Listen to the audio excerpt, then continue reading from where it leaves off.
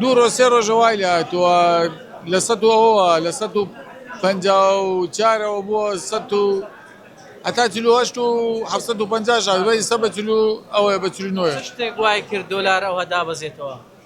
تەوزیعات زۆرە لە بەغدا زۆرە لە باقی مرکزی تەوزیعات زۆرە خەنە بازاڕەوەی بەس ئەگەر لایە بەلایە بێ سەرۆکوەزیران بە دڵی ئەمریکا بێ دابەزێت تاکو 42 دێتەوە وەک جارانی لێ دێتەوە. شەڕ و ئاژاوە ئەو شتانێک هەیە ئەوەش تاسیری هەیە ئەوەش تاسیری هەیە چۆن تاسیری نییە ئەو شەڕی ئێرانی ژەوانش تاسیری هەیە ئەو دۆلارە زۆری دەچێتە ئێران بۆ ئێرانە چێ ئەگەر ئەو مشکلەی ئێران و ئەوەش نەبێ ئەوەش دابەزێ ئەوەش تاسیرەکە.